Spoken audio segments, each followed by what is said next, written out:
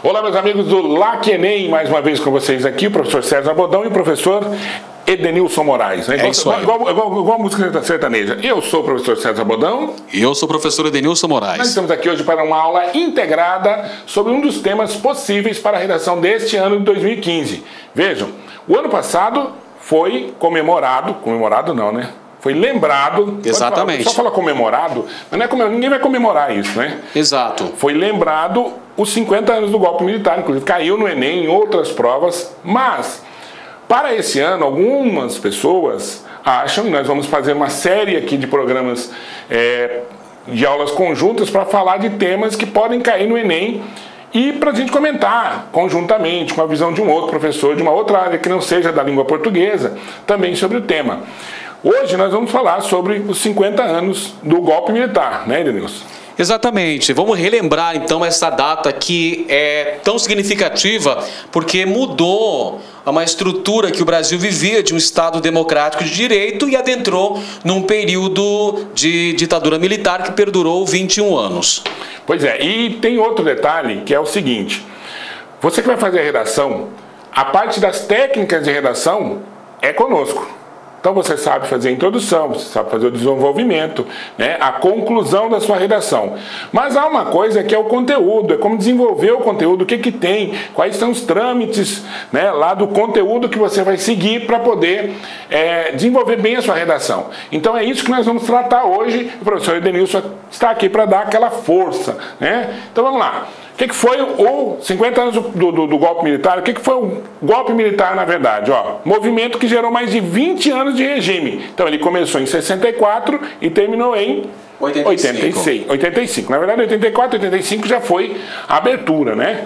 85 já temos a transição democrática com a eleição de Tancredo Neves no Colégio Eleitoral, inclusive 30 anos da eleição de Tancredo Neves agora em 2015 e 30 anos também do falecimento do presidente Tancredo Neves. Que vai ser um tema para a nossa próxima aula, uma das próximas aulas aqui de aulas integradas, tá? Então aqui, esse é um dos possíveis temas, como nós falamos, da redação do Enem 2015. Então vamos ver aqui, primeiro, olha, o que aconteceu com o período anterior ao golpe? Por quê? Você conhecendo o que ocorreu antes do golpe, você tem uma noção de como é que o golpe se desenvolveu, porque o golpe é fruto de ações anteriores, né? De elementos anteriores que ocorreram e que culminaram com o golpe militar. Então tem todo um trâmite aí, tá? Então qual que era, professor, o cenário político?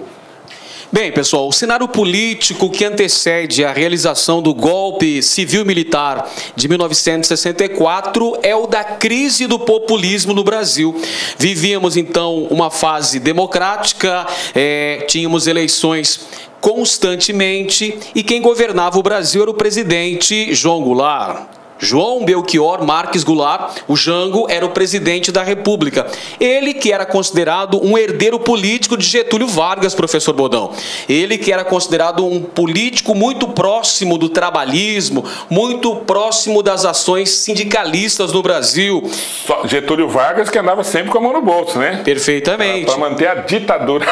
Pois bem, essa é uma piadinha infame, mas que faz parte do processo também. Então, o gaúcho presidente Jango, o João Goulart, que era também da mesma cidade de Vargas, São Borja, era conterrâneo de Vargas, amigo pessoal de Vargas, estudou com o filho de Getúlio Vargas na faculdade e iniciou-se na carreira política por intermédio de Vargas. Teve Vargas como seu grande padrinho político, vamos dizer assim.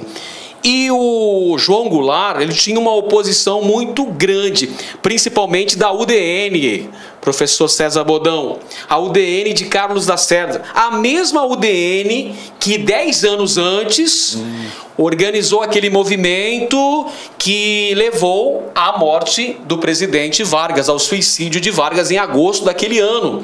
10 anos depois, novamente a UDN em cena, desta vez fazendo uma oposição ferrenha ao presidente João Goulart. nesse contexto bastante, digamos assim, polêmico, num contexto de crise do populismo no Brasil. E por que aconteceu essa crise? Devido a uma série de políticas que o presidente João Goulart levava à frente, como uma de suas propostas políticas. Como já dissemos, o presidente João Goulart era considerado o principal representante da política populista no Brasil, naquele contexto histórico, e do trabalhismo também. Havia uma aproximação muito grande com setores importantes, como, por exemplo, os sindicatos de trabalhadores. Havia também o apoio da UNE. E você sabe quem era o presidente da UNE naquela época, professor? Era José Serra. Era o presidente, então, cabeludo José Serra naquela época, acadêmico de medicina, apoiando então as chamadas reformas de base.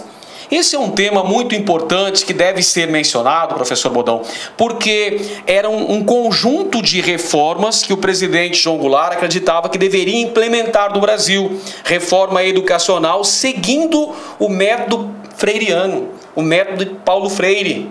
Tínhamos também a defesa da reforma agrária, a defesa de uma reforma administrativa e reforma eleitoral, com o voto dos analfabetos, que era um tema extremamente polêmico naquela época. Isso desagradava uma parte da população brasileira, né? Perfeitamente. Os setores conservadores, leia-se, elite brasileira, a burguesia era contra essas propostas de João Goulart. Inclusive, essa pecha, esta característica ligando o presidente Jango ao comunismo, nasce daí.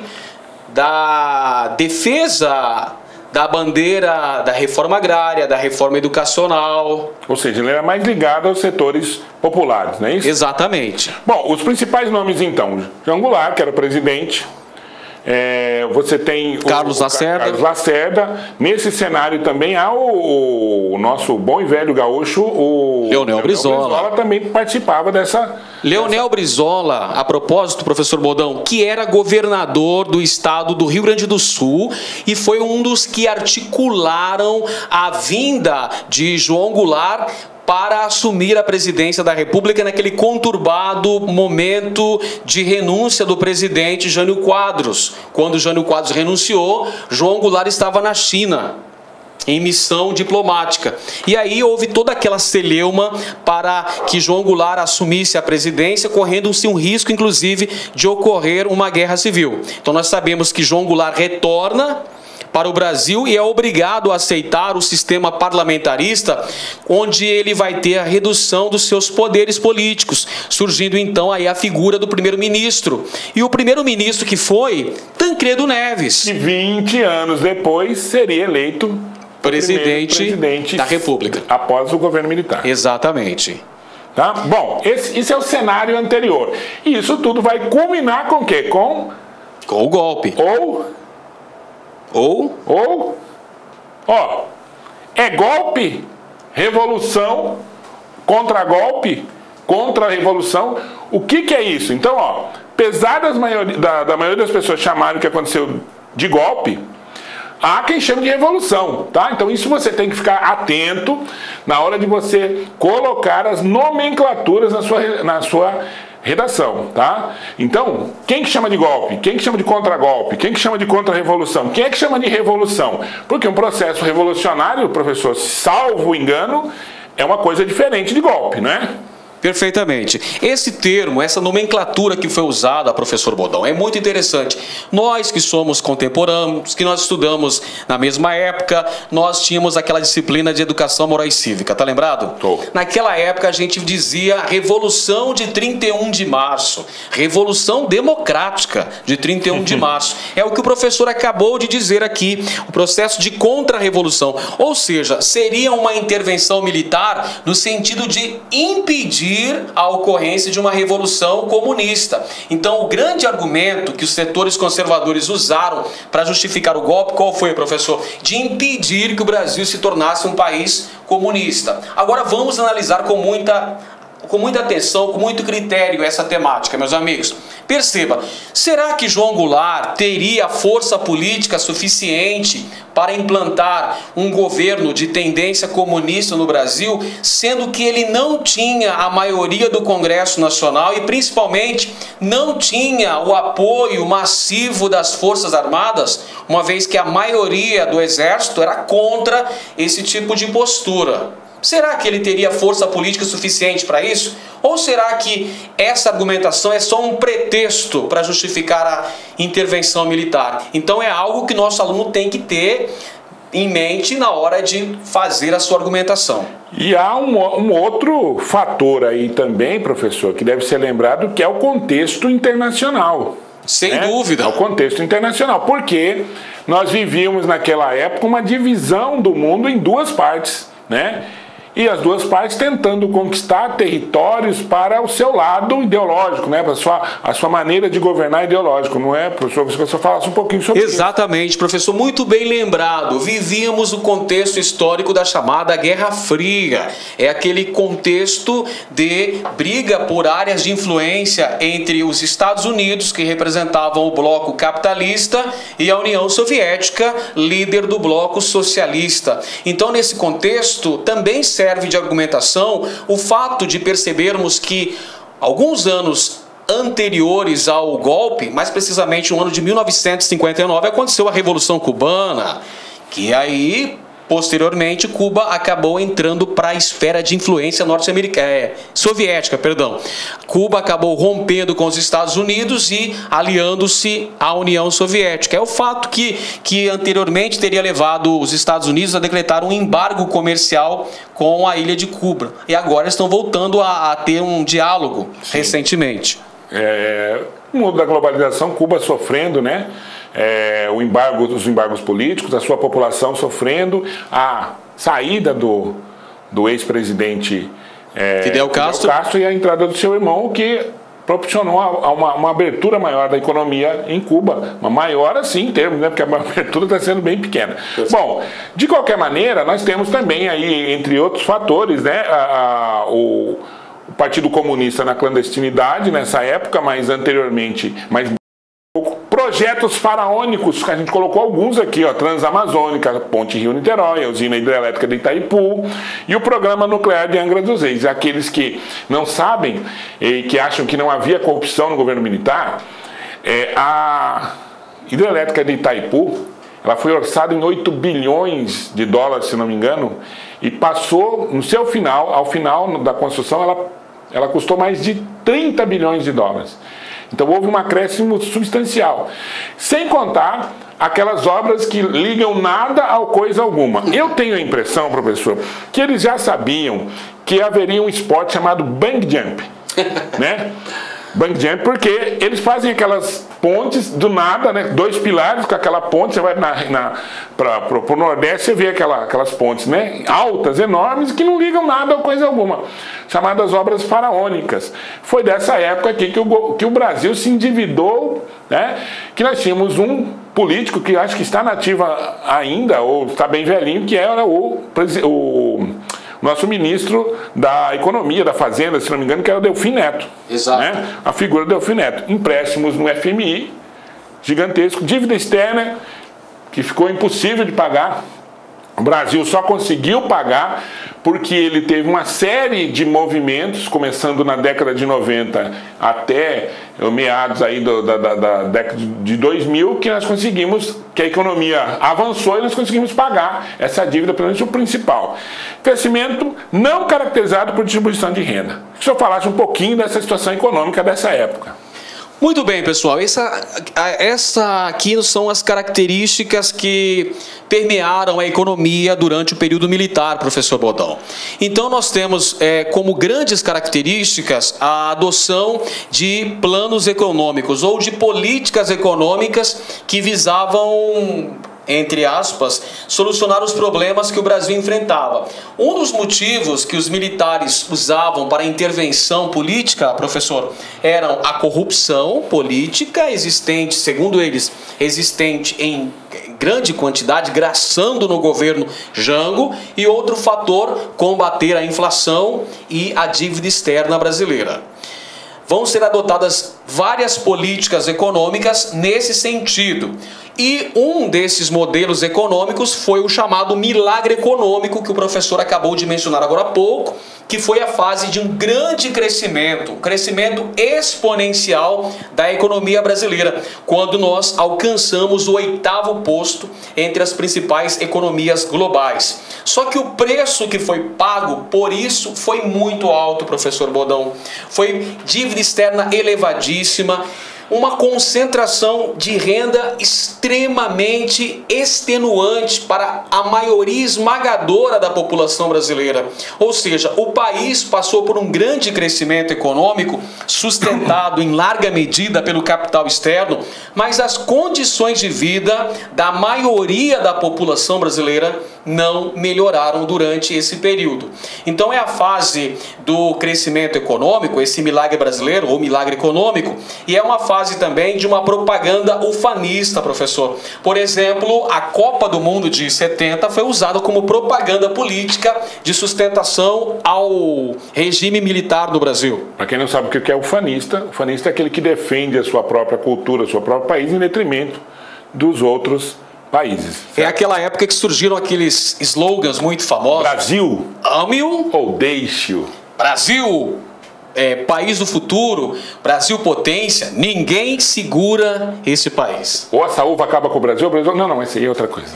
Exato. Então é essa fase aí de propaganda ufanista que buscava angariar o apoio ao governo militar. Inclusive, lembra daquela marchinha, professor, 90 milhões em ação? Sim, da que Copa embalou o Brasil na Copa de 70. Inclusive, a conquista do tricampeonato no México foi usada como propaganda política pelo então presidente Médici. Ok. Bom, vamos lá ver a participação civil. Como é que se deu a participação civil nesse processo do golpe de 64? Há quem fale de golpe civil-militar. Esse é um tema importante porque não é muito abordado, né, professor? Essa perspectiva do golpe civil-militar. Além das manifestações da Marcha da Família com Deus pela Liberdade, editoriais de muitos jornais apoiaram o golpe e defenderam o fim do governo de João Goulart. Tá? Então aqui a gente vai ver uma foto da Marcha para a Família. Olha só. Não é muito, aliás, é diferente porque teve mais gente, né? Mas você observa aí fazendo as manifestações de agora também, são manifestações um pouco mais elitizadas, né? E aí você também consegue perceber, e aí a conclusão é sua, o que você pensa, a maneira como você vai organizar, esse pensamento é seu. Mas como as pessoas, elas falam, por exemplo, da questão do Nordeste, nós vimos que através de números mesmo, que o Nordeste não foi responsável, por exemplo, pela eleição da atual presidenta ou presidente, não sei como é que o pessoal fala, né? Dilma Rousseff. Não foi. O Nordeste teve a sua parcela de participação, mas ele não foi o ponto fundamental da eleição da presidente. Ela teve muito voto no Sudeste, por exemplo, ela teve voto também, não muito, mas no Centro-Oeste, ela teve voto no Norte, não teve voto só no Nordeste, como as pessoas colocam. E aí há um preconceito sobre essas pessoas oriundas desse tipo de colocação aí. Certo, professor? Então eu queria que o senhor falasse um pouco sobre a participação civil. Golpe civil-militar, o que é isso?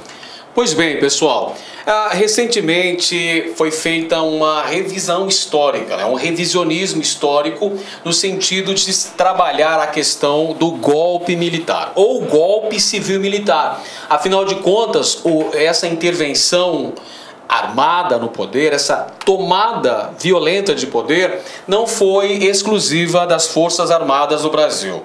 Vários setores da sociedade civil colaboraram para que esse golpe tivesse êxito, que ele fosse bem sucedido. Você pode citar vários setores da economia brasileira, industriais, vários setores da burguesia industrial. Você pode citar também a participação da imprensa. Vários jornais apoiavam a intervenção militar. Jornais como Folha de São Paulo, o Estado de São Paulo, o Globo, no Rio de Janeiro, eram grupos midiáticos que apoiavam a derrubada do presidente João Goulart. Vale dizer também, professor Bodão, que setores da Igreja Católica também apoiaram este movimento que depôs o presidente Jango. Se lembra aí do nome da manifestação que ocorreu antes da realização do golpe? O professor Bodão acabou de dizer: Marcha da Família com Deus pela Liberdade. Só aí você já vê quem eram os segmentos da sociedade que estavam apoiando a derrubada do presidente João Goulart. Marcha, você lembra de quê? Você lembra de exército, você lembra das Forças Armadas. Da família, você lembra de quê? Da classe média, de valores familiares, acusando o presidente de ser comunista. Com Deus, você lembra de quem? Da Igreja Católica. Pela liberdade, você lembra da imprensa, liberdade de imprensa, liberdade de expressão.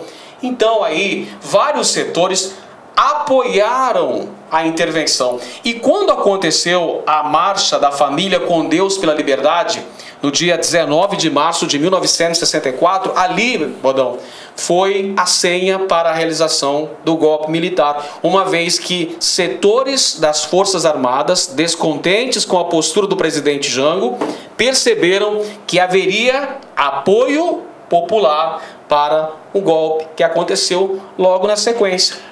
Quer dizer que nós podemos dizer então que os militares disseram: bom, estamos respaldados pela população, pela imprensa, por parte, então vamos dar o golpe que vai dar certo, e foi exatamente isso que aconteceu, né? Tanto é, professor Bodão, que depois da realização do golpe de 31 de março, 1º de abril de 1964, ocorreram novas marchas, marchas da vitória, celebrando o que seria considerado à época de revolução democrática ou contra-revolução, de ter livrado o Brasil de um perigo vermelho.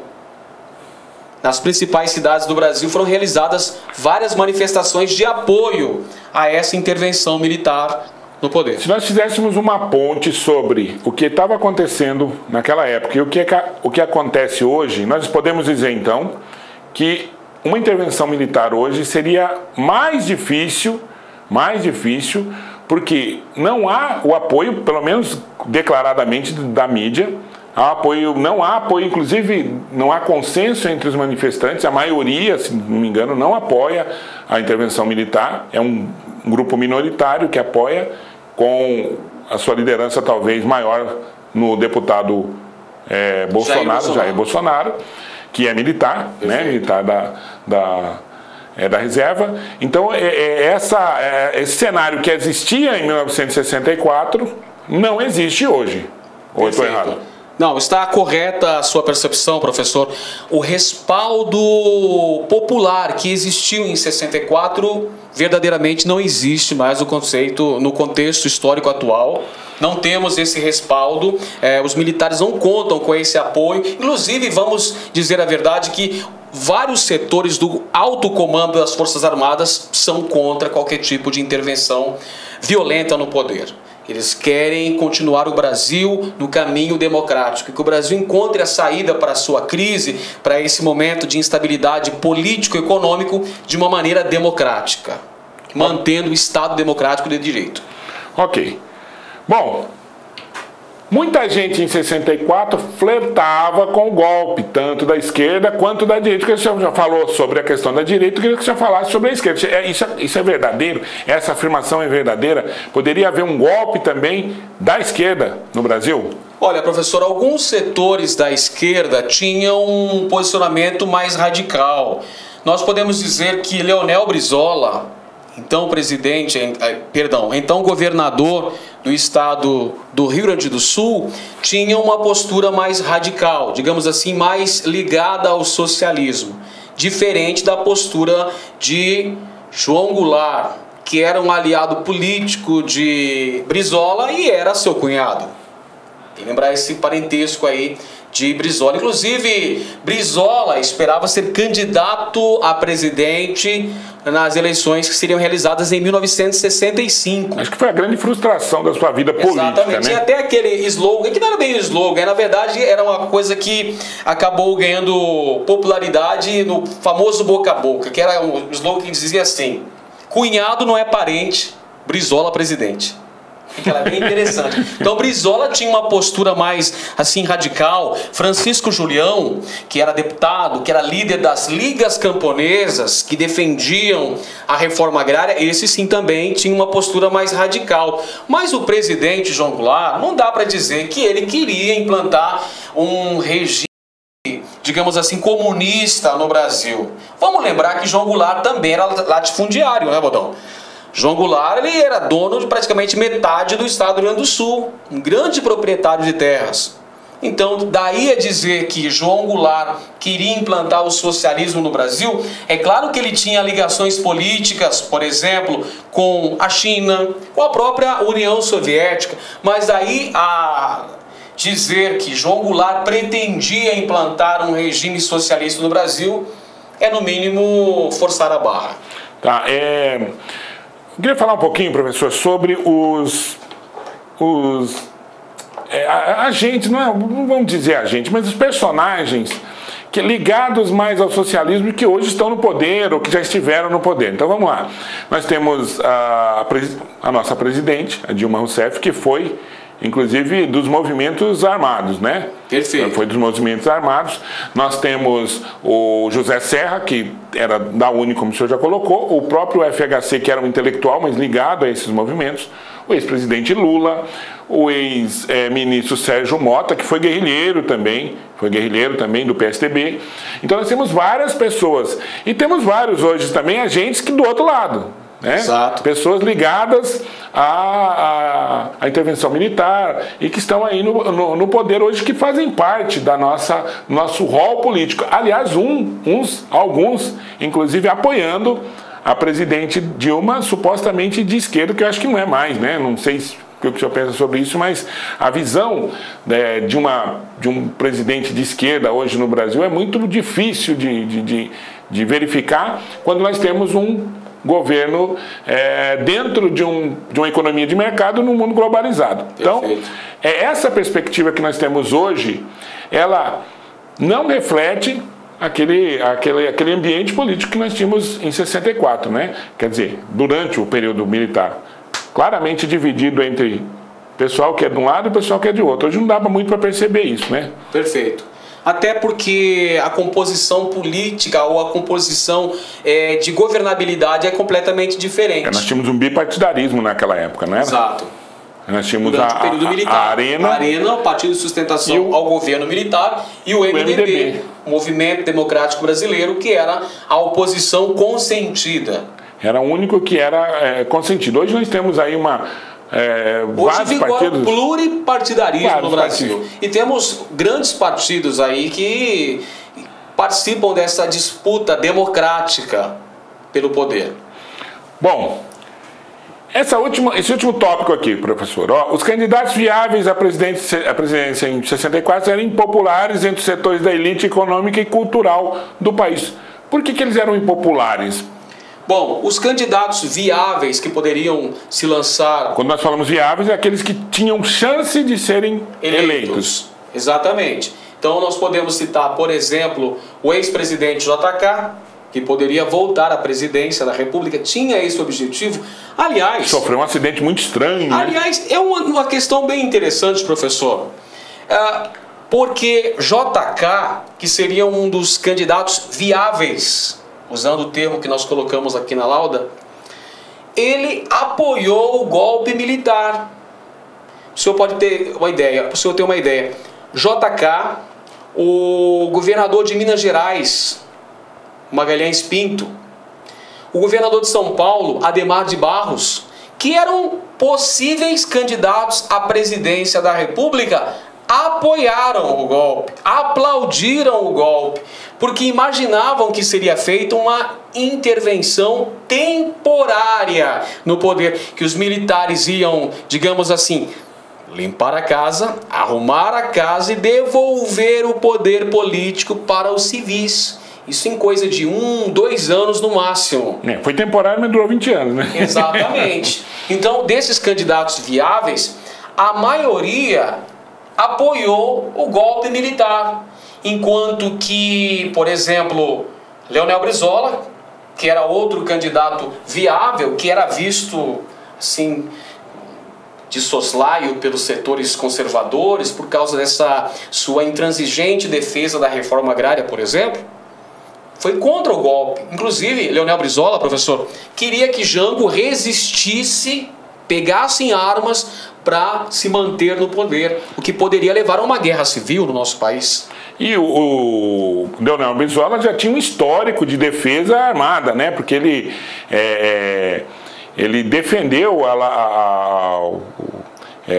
com o próprio exército uma parte do Rio Grande do Sul quando ele foi governador, né? Perfeito. Foi a chamada rede da legalidade, quando o Leonel Brizola ele começou a conclamar a população através do rádio para que ela resistisse e garantisse o direito constitucional de João Goulart assumir a presidência da República. Conseguiu num determinado momento. Sim, foi fundamental para que o João Goulart retornasse ao Brasil e assumisse a presidência, mesmo aceitando o sistema parlamentarista, dividindo o poder com o primeiro-ministro, isso que durou até 1963, quando teve um plebiscito e a maioria da população foi a favor do retorno do presidencialismo. Então, a partir de 63 é que João Goulart começou verdadeiramente governar o Brasil e passou a defender primeiro o plano trienal e depois as reformas de base, que foi o pivô justamente para o golpe militar,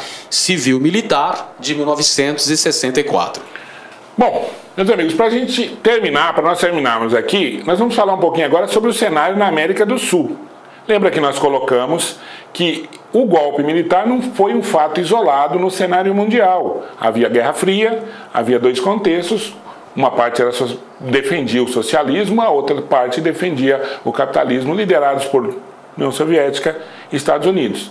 Isso influenciou outros golpes na América do Sul, que seria importante que você soubesse também, caso você venha a ter argumentos para colocar na sua redação, nessa natureza, obviamente. Então nós temos aqui o Paraguai, a Argentina, o Chile, a Bolívia, se não me engano, né? Que o senhor falasse um pouquinho sobre isso aí para a gente terminar essa parte da nossa aula. Exato, professor. Esse contexto aí de bipolarização mundial, que foi o contexto que permeou a Guerra Fria, esse conflito ideológico, político, econômico entre Estados Unidos e União Soviética, é claro que não ficou restrito ao Brasil. Nesse mesmo contexto histórico, tivemos vários golpes militares que aconteceram aqui na América do Sul. Como o professor Bodão já falou, já mencionou vários países. Argentina, o Chile. O Chile foi a mais terrível ditadura aqui da América do Sul, com o general Augusto Pinochet. Inclusive, professor, o golpe militar lá no Chile aconteceu com a deposição de Salvador Allende, que era o presidente do Chile, quando em 11 de setembro a aviação norte-americana bombardeou o Palácio de Governo lá no Chile. Só por aí a gente já sabe quem os Estados Unidos estava apoiando. Ou seja, professor, na implantação de todas essas ditaduras militares, dentro do contexto da Guerra Fria, os Estados Unidos deram aval, deram apoio irrestrito. Tudo bem que no decorrer da década de 80, os Estados Unidos começaram a pressionar esses mesmos governos para promoverem a abertura econômica, mas temos que analisar que no contexto da Guerra Fria, aquele contexto da década de 60, começo da década de 70, quando ela ainda era mais intensa, os Estados Unidos apoiaram a implantação de regimes ditatoriais em todos esses países mencionados pelo professor Bodão.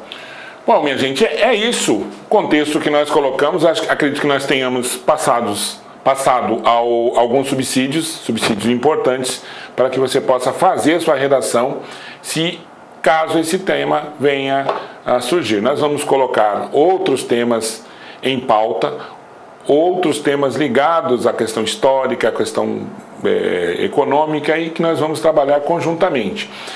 Vale lembrar que em 1985, durante o período de transição, foi aludida a participação do povo, né, no sufrágio eleitoral universal, quer dizer, voto direto, mas não foi possível.